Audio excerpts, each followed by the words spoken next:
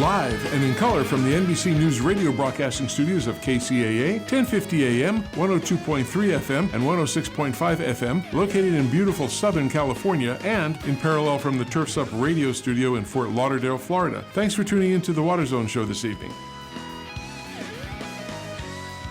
Well, good afternoon, everybody, and welcome to the Water Zone Show. I'm Rob Starr, along with the host, Mr. Chris Davey, and I'm excited about today, and no matter where you are in the world, thank you for tuning in to the Water Zone Show.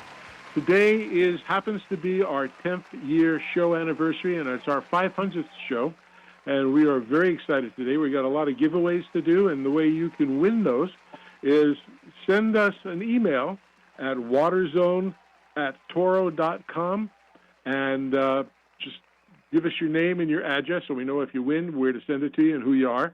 And we got some irrigation products to give away. We have some outdoor lighting products to give away. We have some landscape maintenance equipment like trimmers and blowers and stuff like that, and edgers, and a whole bunch of other things, and some gift cards. And we really appreciate that you're listening and that you stay with the show. And I'm just amazed.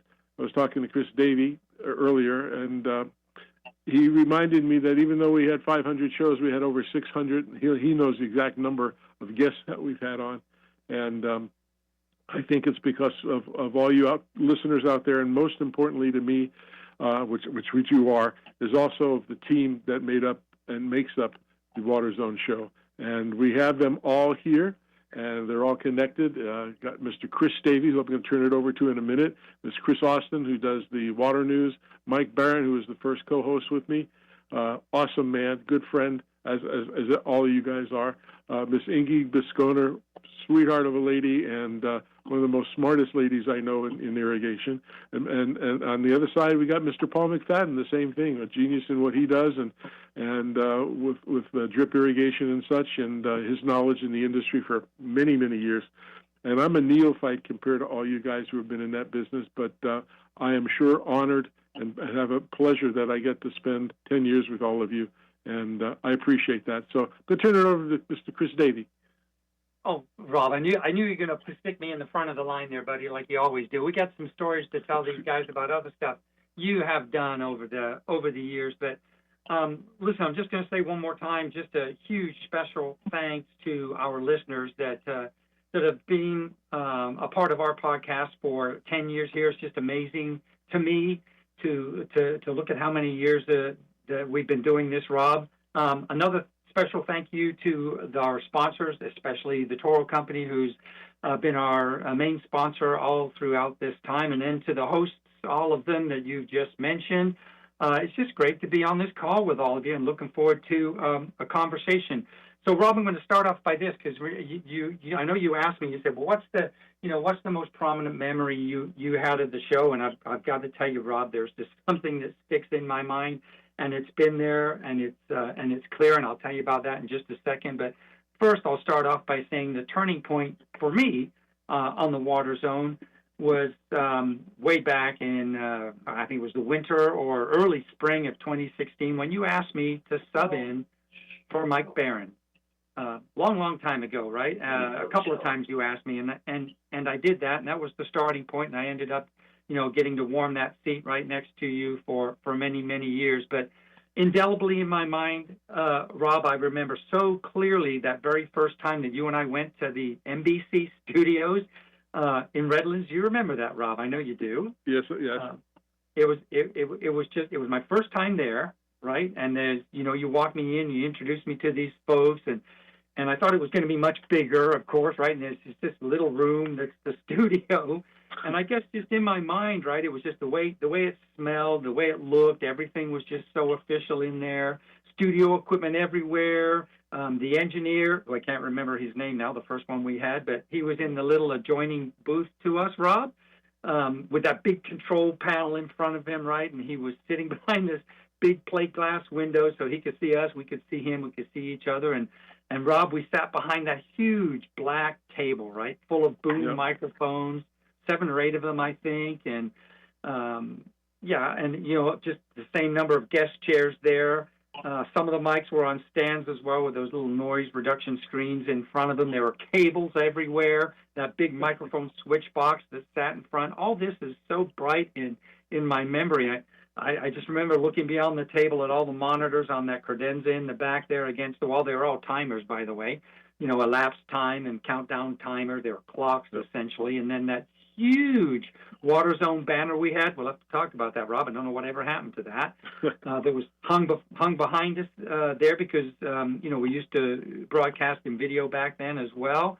I remember the sound system in the background with the current broadcast that was going, the one before us. It was playing in the background. And, Rob, just a distinct memory to me. It just seemed so secondhand for you. But for me, you know, the whole vibe was both unreal and just exciting at the same time, right? And then they say you only have to do the same thing twice for it to become a routine. Well, I don't know if it's that easy, but here we are 10 years later, Robin. It's just amazing.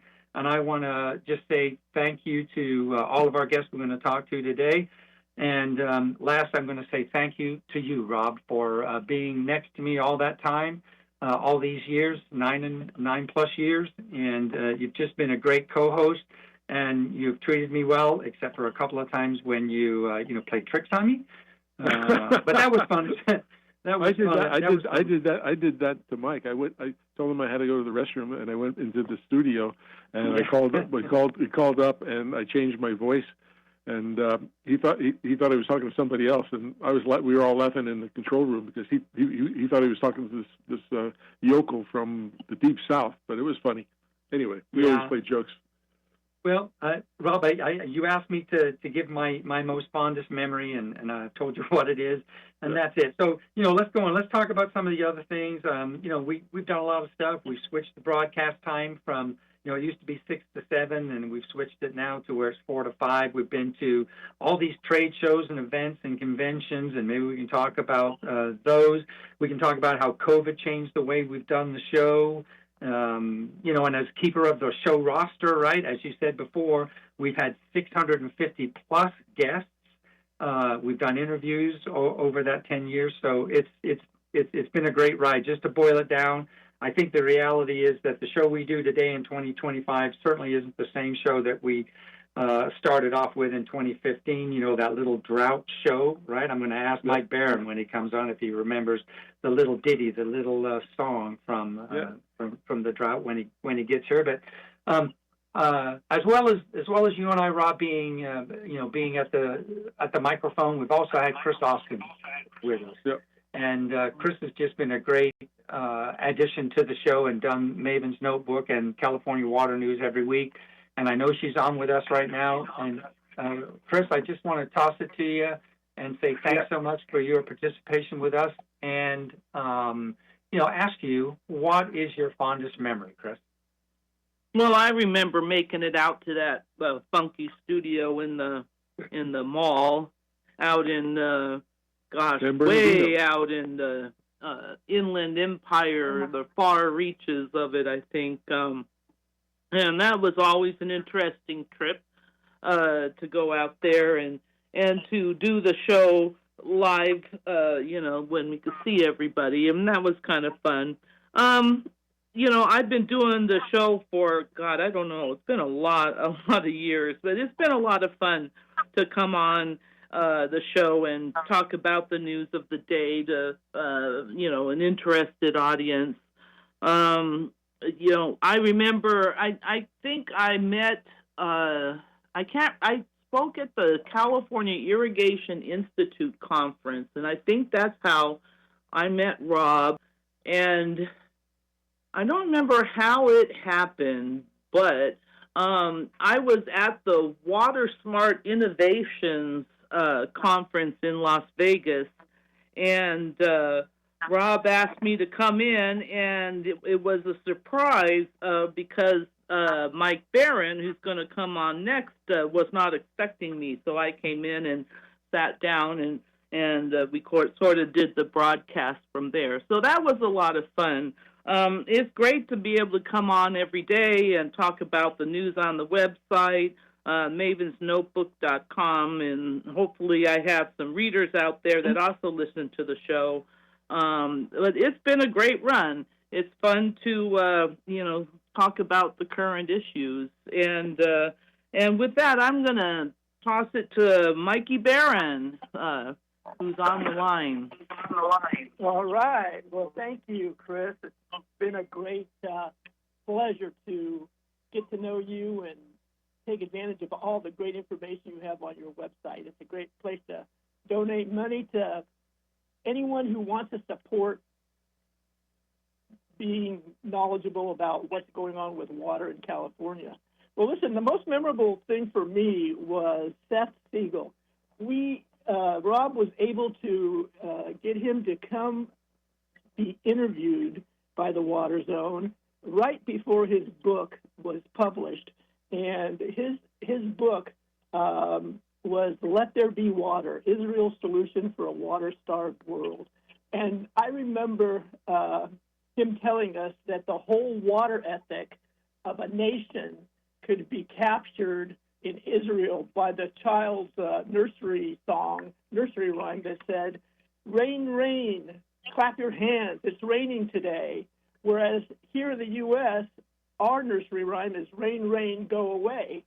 So Israelis are born and grow up having a reverence for water, and that manifests itself in their technological innovations with respect to recycling water. And I remember two stories. One was where that technology could extract chicken fat from all of the kitchen sinks all over Israel to extract that chicken fat from the wastewater and convert it into industrial lubricants. And then they went to the Palestinian Authority and said, listen, we can recycle water and we can give it back to you. So all you have to do is let us connect our piping to your wastewater. And Palestinian Authority thought about it and said, well, if you're going to benefit from this, we're not going to give it to you. And there's a story in a nutshell, kind of that attitude, unfortunately. But those advancements and that continued focus on technological advancements has led Israel to become the leader in water technology. Over 150 countries throughout the world now use one or more of Israel's water technology advancements. And it's just remarkable to me that this little country has been able to do that. And it all started with that focus, as Seth Siegel told us, that they never wanted to have the lack of water ever cause them to turn a Jew away from Israel, from immigrating to Israel, or to be a restraint on agricultural production. And I think they're one of the only countries in the world where I think in the last 5 years they actually reduced the price of water to Israeli consumers because they have more than what they need, but they keep making advances. They only have one water company for the whole country, which of course we couldn't do. We've got, I think, something like over 400 water agencies throughout the state of California, so it's tougher to get all of them to coordinate. But anyway, the thing that really is remarkable to me is Rob's ability to access guests with amazing backgrounds, with amazing information, and so much knowledge. I remember just my last piece of information is that of all the water on the earth, 97% of it's in oceans, 3% is fresh, and of that 3% fresh water, 69% is frozen, 30% is underground, and there's only 1% of surface waters where we get our water, typically. We also get it from groundwater, but that just shows you how a little bit can go a long way. So knowledge, information is what I remember. And, of course, the relationships that were formed. I think in the aggregate there's over 100 years of irrigation knowledge amongst those of us that were given the opportunity to participate in the water zone. So, I'm not sure who I'm supposed to turn it over to next, Rob, but Ingy and Paul, yeah. So take it away. Yeah, we're here, Mike, and I concur with so much of what's already been said about. First of all, thank you, Rob, for starting this process and giving Paul and I both the opportunity to expand the horizons of the water zone beyond what was typically the landscape discussion, where Paul and I founded the Water Zone Ag podcast. So we got to talk about water as it relates with food, fuel, and food production. And, Paul, you and I talked the other day. We went through the list. We've had over 100 guests of the 500 episodes, or we've had over 100 episodes, I should say, and many of those episodes had a couple of guests. So we had over 100 Water Zone Ag podcast episodes, which I guess is about a fifth of what, the total was. And, you look at the guest list, and it just encompasses the whole spectrum of influencers of water and food. Paul, we talked about this. There's government, academia, trade associations, dealers, growers, advocacy, nonprofits, social media, like Chris Austin. Chris, I remember how we met. I invited you to be the guest speaker at the CII conference for the luncheon. So I think that's how we connected. But consultants, municipalities, and last but not least, book authors, as Mike was just relating his story about a book author. It's really hard to name just one of these episodes as a favorite. I can string together some thoughts on one or two, but I want to give Paul an opportunity to pipe in. We were going to tag team this for the Water Zone Ag podcast. Paul, your thoughts on this? Thanks, Ingy. Not to be redundant, but Rob, thank you for being the champion for this and really working diligently over many years and long hours to make this show such a success. Without you, there would be no Water Zone. And thank you for my friend and co-host, Ingy, dear friend, and Mike Barron and Chris, thank you so much for allowing me to have the honor to participate in this as well. For me, it's been kind of obviously all of us on the call, the water industry and as in water issues have been something that has been a lifelong passion for us. I could say with confidence, and I think exposing our listeners to these 100 guests or multiple guests on these 100 episodes on the ag side specifically that share that same passion, but through the kind of the gauntlet, if you will, of all these different categories that Ingy just read, to share that passion and to be able to come every week or every month in the case of the ag side, with something new and interesting and refreshing, and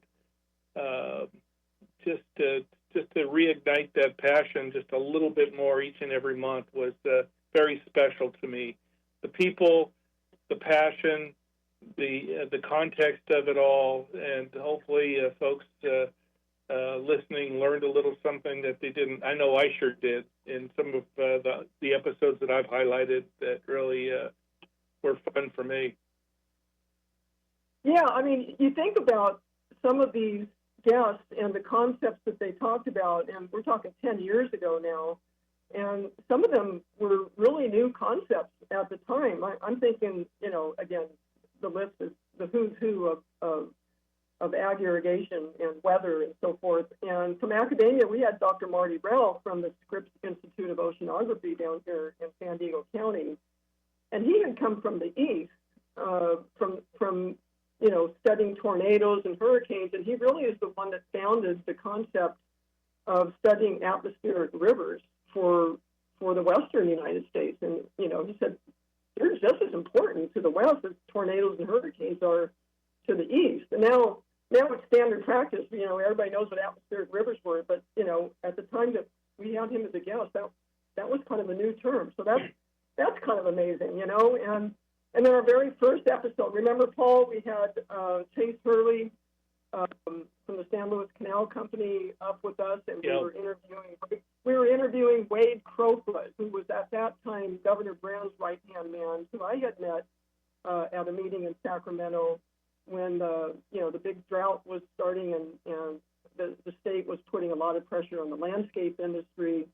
And we were really pushing Governor Brown's office and administration and Karen Ross and CDFA to pay a little more attention to supporting ag irrigation efficiencies because of the amount of footprint that agriculture has in the state on water use and the opportunity for improvement. And that eventually came full circle to the funding of a program by my friend Jim Anschutz, the DU and ROI estimator program, to help farmers conserve water on the farms by evaluating how efficient their irrigation systems were. The state of California funded that.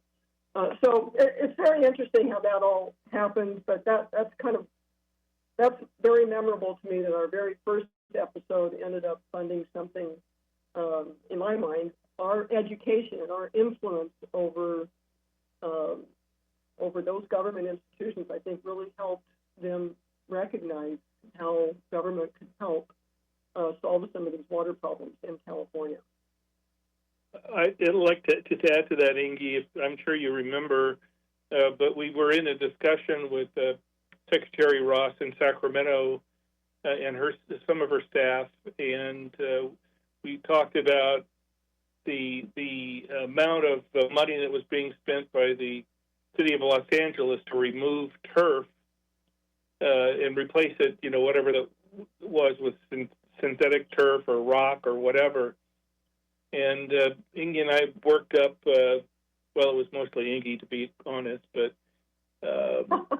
worked up a kind of a scenario and taking existing crops in the state of California that hadn't had as much conversion to micro and drip irrigation. If we were to take the same money that was spent to remove turf in LA and apply that to ag, the return, I believe, was 27 times greater monetarily, without taking into account the increased production of food and fiber into that equation. So the Water Zone opened the door for us to go and meet with the secretary and talk to her and explain to her that the huge benefit that was out there. And I think part of that was discussion was a result of the SWEEP program and the environmental incentives program for ag users to improve efficiency by providing grants and so forth to improve their efficiencies. So, yeah, that's been fun. Yeah, it's exciting to feel like we actually really moved the needle on something through, elevating a topic or a discussion and adding education and facts and instead of all the hype. So.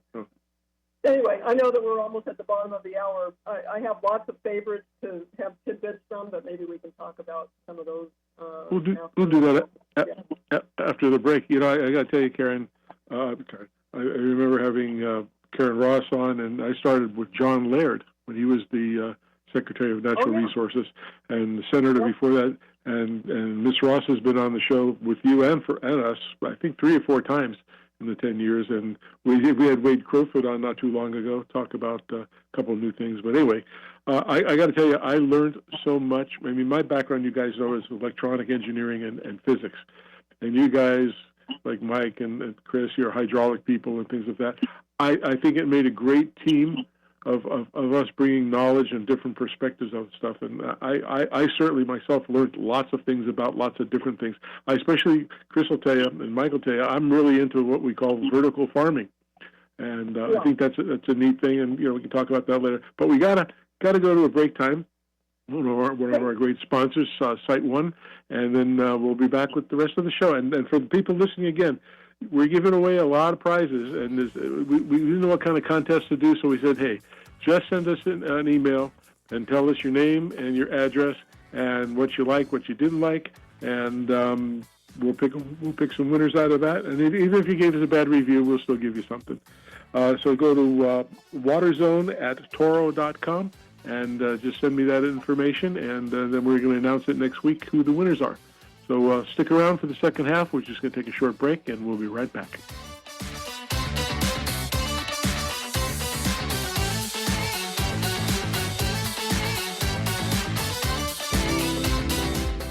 One of the most time-saving tools I found for my customers is our app and our e-commerce feature. So customers actually have the ability to view all of their quotes in one place. If you contact your Site One seller, you'll be able to log into your account and see all your quotes in one place. And instead of jumping on the phone or waiting for your seller to call you back, you can approve it right from the website, and it will send a message to your sales rep to get it on order and reserve the material. Customers can learn more about these tools at their Site One branch, from their local seller, from their local CX specialist, and from SiteOne.com, or by downloading the Site One app.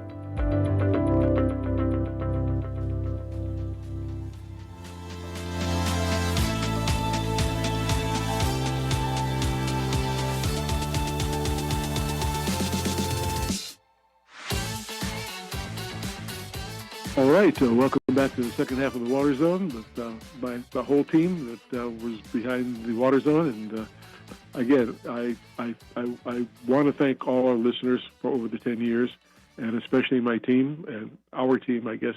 I don't consider it mine, it's ours. We all together bring something to the table, and that makes it a good show. I just got our studio engineer, Eric, just sent me a note, and it's informing me that we have a very special call-in guest on our live show line. And it says it's Mr. Rick Olson, who's our chairman and CEO of the Toro Company. So a pretty big guy. And Rick, go ahead and connect us up. Good afternoon, Rick, and welcome to the Water Zone Show. Well, thank you. It's great to be here, and congratulations on your milestone 500 episodes. That's pretty amazing. It's really an honor to have you join us on our special anniversary and 500th show, and we really appreciate it. And, I was thinking, I can't think of a better person I would want to ask to provide their perspective regarding the value and benefits that Toro and our listening audience realize from the Water Zone Show broadcasts. Oh, sure. I'd be happy to give my perspective on that. First of all, the Toro Company, our purpose is to help our customers succeed in enhancing the beauty, the productivity, and sustainability of the land. And that's what's driven us for 110 years. That's what got me out of bed this morning, is to help our customers succeed. I mean, a major portion of what we do to fulfill that purpose is through our innovations with our products and our solutions for our customers. But we also support the industry groups that are important to our customers, and we do things like teaching and training. And Water Zone is just a perfect example of adding value to the entire industry and therefore to our customers. So it's completely on target with fulfilling the mission and especially the purpose of the Toro Company. And I think you guys have done just a great job of bringing industry experts, really interesting content and useful information for those that are interested in and are very core to the water industry. And the exposure that you've brought about water related issues to a broader group through the networks that you're involved with, the national radio network and the outlets that you've been able to develop are really fantastic. So by association, it reflects positively on the Toro Company, but it's really a service to the entire industry. So we're really pleased to be associated with it and very proud of the work that you've done. We appreciate that. All right, thank you very much. Rick, welcome to the Water Zone and for calling into our Water Zone anniversary show. Appreciate that very much. It gives Rob something and Rob and I something to do every morning when we get up as well. So Yeah, well, nice job. appreciate it. Rick, I'm going to remind our listeners a little bit here that Toro's been in business over 110 years now, and conservation, sustainability, stewardship, very important to Toro, not to just its stakeholders and its customers, but of course to our planet as well. And throughout that time, Toro's had a commitment to sustainability through its Sustainability Indoors program. Can you tell our listeners more about the Sustainability Indoors program, please? Sure, I'd be happy to do that. In fact, we just published our latest sustainability update that really covers both as an overview and in great detail the work that we're doing in this area. But Sustainability Endures is really about our comprehensive commitment to sustainability. As I mentioned before, sustainability is in our purpose. It's really core to what we do. It's not something that we've just recently added on because it was popular or whatever. It's really fundamentally what we're about. Excuse me. Fundamentally Endures really encompasses both what we're doing internally to improve sustainability, things like energy, improving and reducing energy usage, the environmental impact of our facilities, improving the way we use resources, and those types of things, including developing our teams, developing our people, supporting our communities. It's also about what we do through our products. So it's a commitment, for example, to create great zero exhaust emission solutions for everything from residential customers that can, if they choose to do so, and or in some cases are required to do so, they can maintain their properties in a beautiful fashion with zero exhaust emission products, all the way from handheld trimmers through with our 60-volt flex force products, through walk power mowers, through Z mowers, and so forth, with zero exhaust emission. For our contractors, we have a suite of battery-powered products that are excellent products. For our golf customers, we have nearly an entire daily fleet of the products that they would need to maintain their golf course, and those types of things through our products. So it's really the comprehensive view of what we're doing for sustainability. And the great thing is it's not just for sustainability's sake, but in virtually every case, these are great business practices, both for us and for our customers. So it makes sense, whatever your perspective is. While we're talking about sustainability, Toro's led the industry in electrification, with, as you mentioned, with several battery-powered products and autonomous robotic products. What are some of the innovations in products, and what is your outlook for those product segments? Well, it's a great question, and innovation is so critical to the Toro company. It's really been our lifeblood through those 110 years. In fact, we have something called the Vitality Index, which is a requirement from our businesses that 35% of revenue be derived from products that were introduced in the current or the prior 2 years. So it really drives our teams to make sure that we've got refreshed, innovative product lines is a good, indicator of how we're doing in that, making sure that we're continuing to drive that. We have put special emphasis for the last about 10 years or so on 3 particular areas. Alternative power, and that's mostly for our mobile products, our turf maintenance equipment, utility vehicles, and so forth, to have great battery solutions and other power opportunities in those areas that I talked about a little bit before. Second category, smart and connected products, and that covers a lot of the water area, and basically products that do more embedded intelligence and allow our customers to be able to manage complex systems more easily. That's a big part of that now is AI and the opportunities that creates to do even more. And then the last category is autonomous and robotic, and we believe that our customers are going to need robotic solutions in virtually every category. We've just introduced within the last couple of months 3 new platforms in that area, a golf fairway product called the GeoLinks, our Turf Pro multi-use low-power machine that will be used on a lot of turf applications, and then the Xmark XIQ turf tracer that's a contractor version on the equipment side.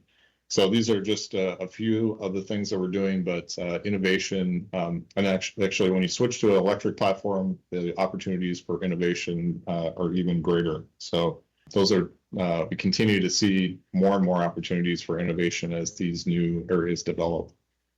I'm just amazed being with Toro for 20 years and how much technology has arisen. You know, when I started out as an engineer, I'm sure like you, Rick, it used to take 10 to 15 years to do something. Now it's like 6 months, something new comes up and we have to jump aboard and make it happen. So exactly.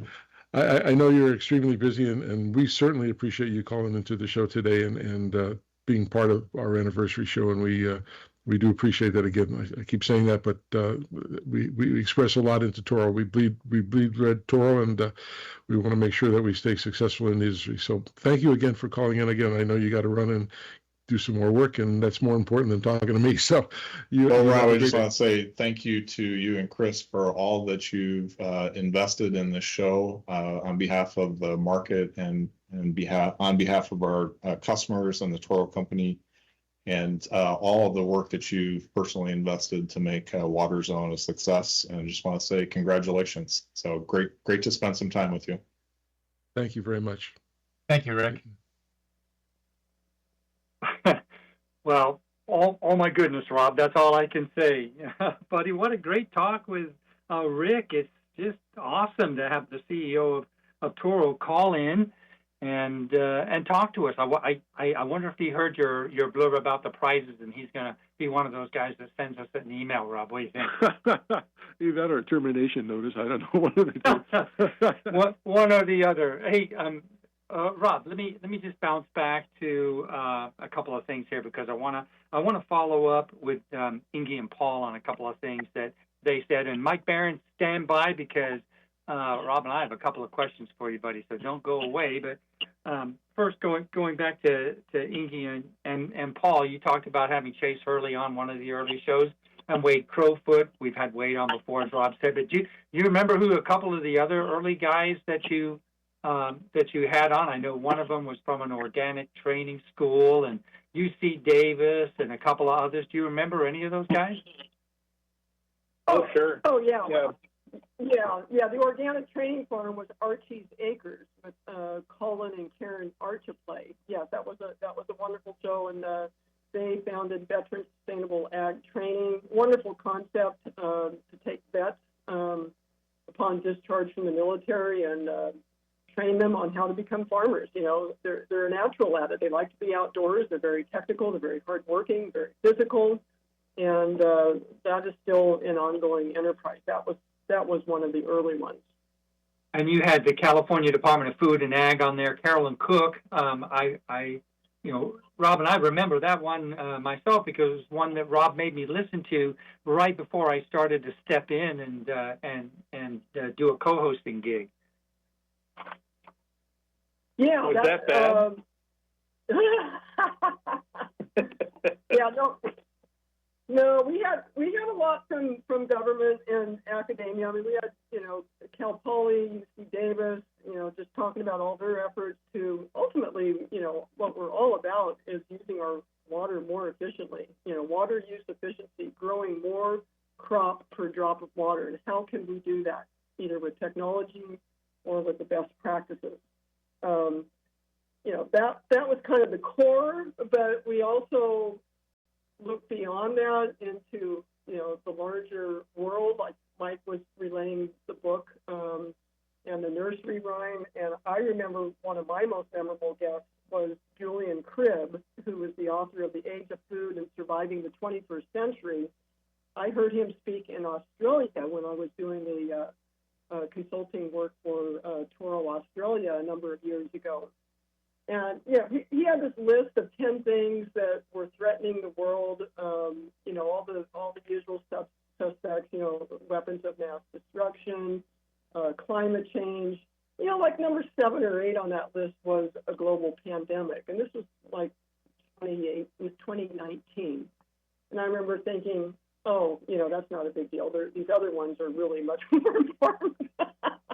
And a year later, COVID hits and shuts the world down. And I always look back on that fondly. But Dr. Cribb had some wonderful insights about how we can transform our food systems, and grow more food in the cities and rewild some agricultural land that's not as productive as it could be, rewild it. And I don't know, it's just cutting edge concepts. That was always what was really exciting, was to hear, the big thinkers along with, our everyday nuts and bolts type stuff. Well, it's true. Paul had a lot of his farmer friends on too that right. Had some great concepts. Tell us about that. Funny. I'm sorry, Chris. Let me jump in real quick. I got to tell you a funny story. I was at the barbershop today, getting ready for the show.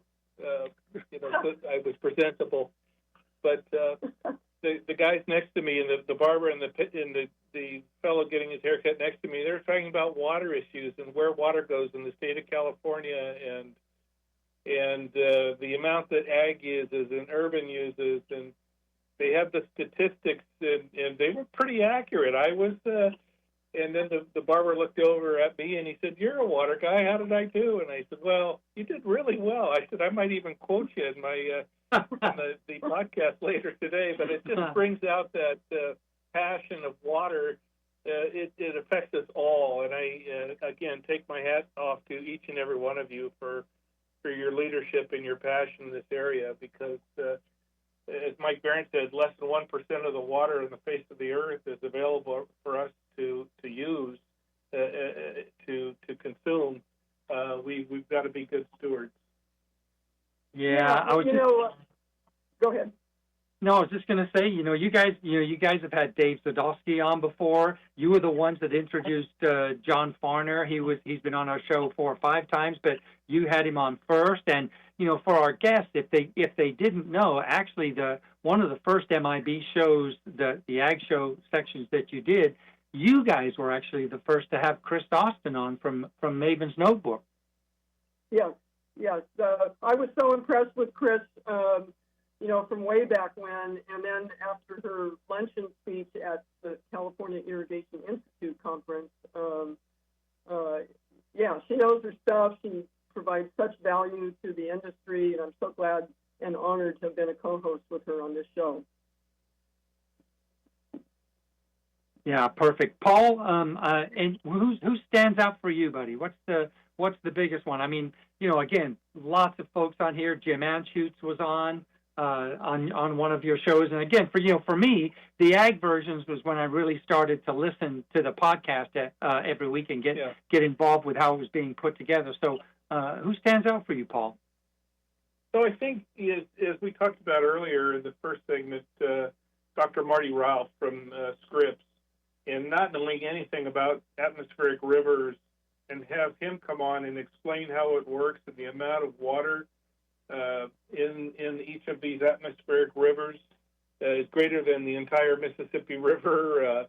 At some point, I don't know exactly what it was, but the fact that we now are taking these Hurricane Orion P3 planes that fly through eyes of the hurricane and so forth, and when the hurricane season is over, they're coming to the West Coast for the atmospheric rivers and monitoring those. So, again, as Ingy mentioned, the guys that we are talking to, whether it's predicting a pandemic or understanding atmospheric rivers so that we can better prepare for them and capture that water, that to me was just fascinating and something new.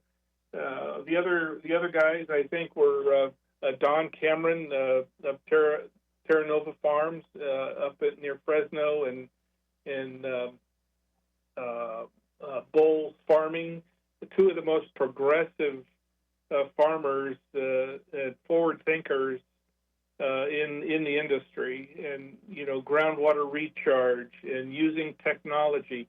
Bulls Farming, Ken and Michael, the president and CEO of Bulls Farming, was the first one, to my knowledge, to hire a VP of technology, and that bringing drones and automation and robotics into the farming industry, and hearing him speak, and the passion that he has for this family operation that started in the 1800s as a cattle ranch. So it's just to me, it's just, I can go on and on and on, but hearing these folks and hearing the passion come out in their statements and explanations and what they're doing, to always learning, always growing, always improving, to be better stewards of these resources that we're given, but also producing higher quality food, safer food, and a more abundant quantity to feed not only the people of our country, but feed the world.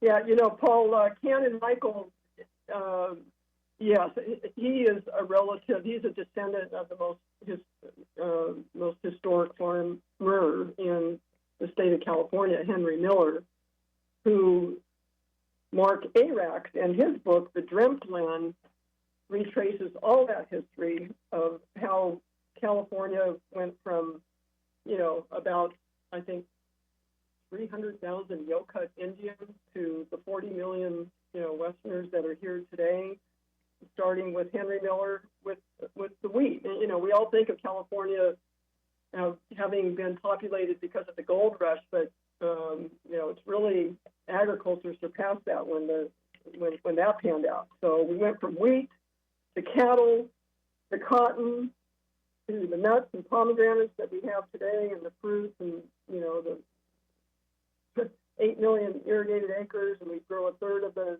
country's fruit, nuts, and vegetables. It's pretty remarkable. And again, looking at the big picture, the historical context, that's why we got so many problems, because we have so many people and we have so many irrigated acres, because it's just such an incredible state and land here in California.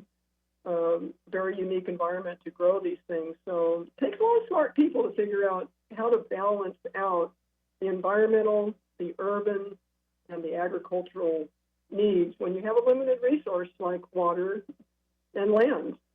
So I just feel like it was just such an opportunity. Again, thank you, Rob and Mike and Chris for allowing Paul and I to help tell that story as well. A lot of us brought in a lot of good, smart people. Mike, do you remember the first song that we used that you helped create for the show? I think it was Megan something or other, but it was all about the drought, wasn't it? Yes, right. We used that for a long time. That was a great tune. Well, yeah, for 2015, it was very appropriate. I thought. Yep. Yeah. Exactly. And then I think that was followed by some original creation that you came up with, because you're, unbeknownst to many people, you're a musician as well as an electrical engineer, and you're quite talented. And I think we heard for a number of shows your original composition. So thanks for that. Oh, I appreciate it. That's my fun in life, besides work. That must have been the song that I always danced to right before the show started. Yeah, exactly. She should have captured that on video. Should have been on video. Yeah. Since we were just calling and we weren't on video, yeah, we were dancing and rocking out before the show started. Get the energy and the blood flowing. Well, I look back at all the shows we did. We've had, former Vice President of the United States. We had the Undersecretary of Defense and Intelligence. I can go down the list of all these famous people who've been on our show. And, when I first started, I had to call people to get them on the show, and they didn't know who the heck I was or why should they come on the show. Now we get people calling us all the time and sending us emails they want to be on, and it's great. But there's so many stories. I'll just do two quick ones. One was back in this past January, a gentleman named Jerry Pollack. Actually, he's a professor at the University of Washington, and he helped discover that we all know we're made of water, but that water inside our body has a negative electrical charge to it. And there's so much things that they could take out of your body and use it to make power with that, which was interesting. And then a couple of weeks later, I was watching a television news show, and they had this product called Signal Patch or Relief Patch. I don't know if any of you guys have seen it. And it's a little thing that looks like a mouse pad, and you put it next on your body. It has like self-adhesive tape, and it sticks to your body. But on the opposite side, the side that's up, it looks like an antenna array built out of silver. And the deal was that if you put this on a spot of your body, a part of your body that hurts, it actually takes the pain away. And what it's doing, it sounds like phony stuff, right? But it's not. It really creates a positive electrical charge and reacts with the water in your body, which is a negative, and helps heal the body. Interesting enough, they send samples. I sent some to Chris Davey. I have somebody in my family who has an autoimmune disease called Guillain-Barré, if you ever heard of that, and it attacks your nervous system and make you. And this person can just starting to walk. She was in the hospital for 3 months. And she went to rehab and things, try to get back her muscles and things. And what was interesting, I had an extra patch left over. So she said her bottom of her feet and her calves hurt really, really bad. She put this thing on, and guess what? Within a day, the pain went away. And I've given it to several other people, and they swear it works. And they've sold this company called Relief Patch or Signal Patch. They sold over 500,000 of these things already. And it's based on the same technology that Dr. Pollack helped create. So that was very interesting. And the one that brought me to tears was a story we did on Jackson, Mississippi, and the water conditions they had there. How this lady and the neighborhood only turn your water on, and only once a week you get maybe half clear water. The rest is brown. So you can't wash dishes, you can't take showers, you can't drink with it. And the city didn't want to do anything, even though that was the capital of Mississippi, because they said it's too far away from the treatment plant, and they don't have the money to fix it. Yet that's one of my pet peeves. Living in the United States, and nobody can get, in some areas you can't get clean water to drink. And but it was a sad conversation we had, and it was the first time ever on the 10 years that I was kind of into tears. I'm glad I wasn't on camera for that, but those were sincere moments. But again, I appreciate all the things that all of you said about the show. But let me tell you, it's the people who listen in, and we want to give you the update news. If you have questions or stuff that you want us to talk about or bring experts on, we'll be glad to do that. But we appreciate the audience a whole lot. We try to do community outreach as much as we can. And again, to my teammates that are on the air today, I sincerely appreciate you. It's you guys who help make the show, not me. I play the stupid guy, you guys are the smart ones, and I just want us to be a great team and just keep on delivering good information to people so everybody has the right knowledge about it. So I appreciate all that you've done for the past 10 years. So I thank you all. Well, you focused on... Oh, go ahead. I think I hear the music. Yeah, you got a minute and a half, so go ahead. Well, I was just going to mention that water is so significant, to life, as we well know. But I can't remember who it was that I appropriated the information, and that was, that obviously its requirements for agriculture. It affects our environment. It affects the quality of life, and it affects our economy. Without clean water, basically life is just not possible. So I think your focus, Rob, on water and Toro sponsoring the Water Zone, it's done a lot of good, a lot of sharing of information, key facts, and I'm just very, very proud to be associated with all of you. We appreciate it. Well, the thing that Chris and I always tell our listeners at the end of the show, and Chris, we can do that now, please help keep our planet blue. Because if you like green, you got to have blue. So good night, everybody. You guys stick around, and we'll talk to you next week and let you know who the winners are. Don't forget, send it to waterzone@toro.com. Just tell us what you like, your name and address, or what you don't like, and we'll try to improve anything we do. And we appreciate you as listening audience. Thank you very much. And by the way, we have over 320,000 list followers and over 87,000 live listeners as of today. So we're very proud of that. Again, that's from the audience and from our team. So thank you. You guys all have a nice weekend. Paul and Ingy, stick on the line, and we'll talk to you in a little bit. Thank you, everybody. Thanks, everyone. Good night. Thank you.